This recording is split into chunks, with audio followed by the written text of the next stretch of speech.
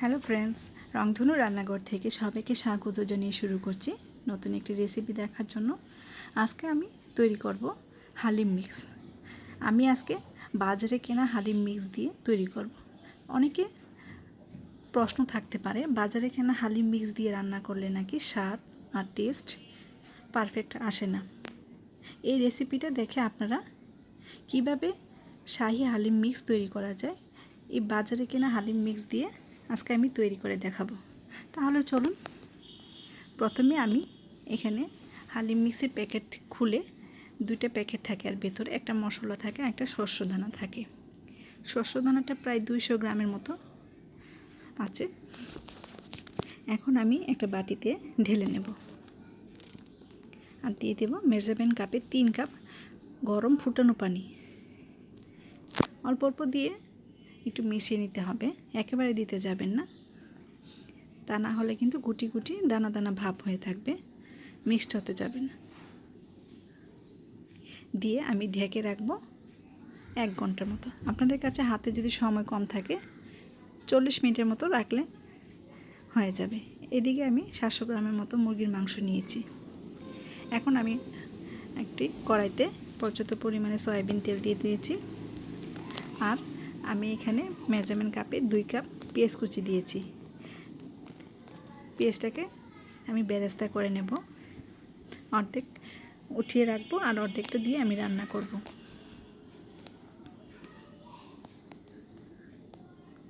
আমি এখান থেকে কিছুটা উঠিয়ে রাখবো অর্ধেক।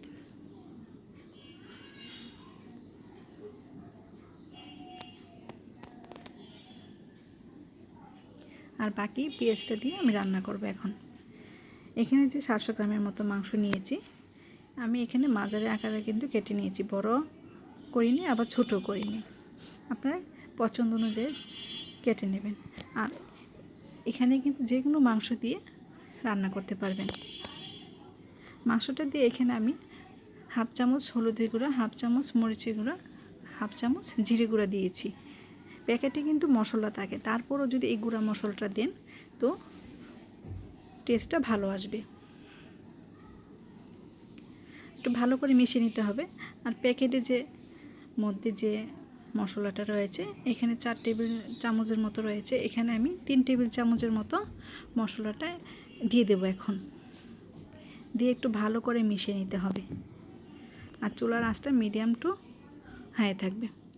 এখন আমি 1 চামচ আদা বাটা আর 1 চামচ রসুন বাটা দিয়ে দেবো এর মধ্যে, দিয়ে একটু ভালো করে নাড়াচাড়া করে নেব, দিয়ে ঢেকে রাখবো 2-3 মিনিটের মতো। 2-3 মিনিট পর ঢাকনাটা উঠিয়ে ভালো করে মিশিয়ে নিতে হবে আর একটু নিচেও থেকে মিশিয়ে নিতে হবে যাতে পুড়ে না যায়। এখানে আমি হাফ কাপ গরম পানি দিয়ে দেব যাতে আর একটু কষিয়ে নিতে পারি। এখন আরও ঢেকে রাখবো 4-5 মিনিটের মতো। 4-5 মিনিট পরে ঢাকনা উঠিয়ে বেশ খানিকটা কিন্তু পানি বের হয়েছে আর কষানোটাও ভালো মতো হয়েছে। দেখুন উপর থেকে তেল ভেসে উঠেছে। আর এখানে যে আমি শস্য দানাটা ভিজিয়ে নিয়েছি, বেশ খানিকক্ষণ ফুলে উঠেছে। এখন রান্না করতে বেশিক্ষণ সময় লাগবে না। এখন ঢেলে দেব মাংসের ভিতরে। আর দেওয়ার সময় অবশ্যই শস্য দানাটা একটু ভালো করে মিক্স করে দিয়ে দিতে হবে। এখন একটু ভালো করে মিশিয়ে যে বাটিতে শস্য দানাটা ভিজিয়ে রেখেছি সেই বাটি থেকে হাফ কাপ আরও পানি দিয়ে এর মধ্যে দিয়ে দেব স্বাদ মতো লবণ। লবণটা কিন্তু আগে আমি দিই নাই, যেহেতু মশলার ভিতরে লবণ থাকে, আপনারা বুঝে শুনে লবণটা দেবেন।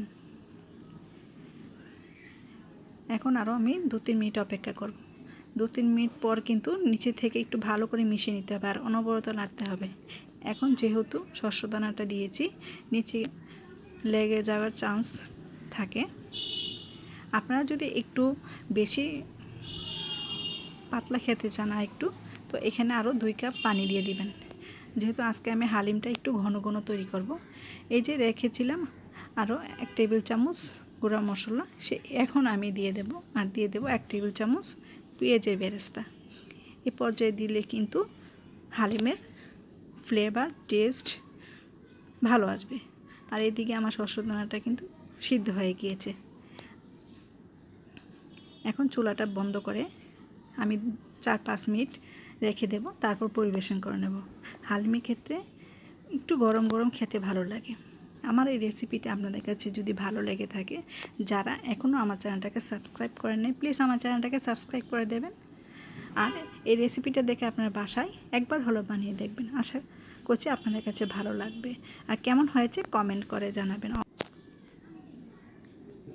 লাইক শেয়ার কমেন্ট করতে ভুলবেন না। এদিকে আমি হালিমের উপরে যে ডেকোরেশন করব সেই জন্য আমি নিয়েছি শসা কুচি, পেঁয়াজি বেরেস্তা, কাঁচামরিচ কুচি, ধনেপাতা কুচি, লেবু নিয়েছি আর কিছু আদা কুচি নিয়েছি। এখন আপনারা পছন্দ অনুযায়ী দিয়ে দিতে পারেন। এখানে আমি কিছু আদা কুচি দিয়েছি, দিয়ে দেব শসা কুচি। এটা আপনারা পুরোপুরি টেস্টের উপরে দেবেন। দিয়ে দেব পেঁয়াজি বেরেস্তা। আশা করছি এই রেসিপিটা আপনাদের কাছে ভালো লাগবে। এখন কিছু কাঁচামরিচ কুচি দিয়েছি আর ধনেপাতা কুচি দিয়েছি। বেশ হয়ে গেল আমার হালিম। ভালো থাকবেন, সুস্থ থাকবেন।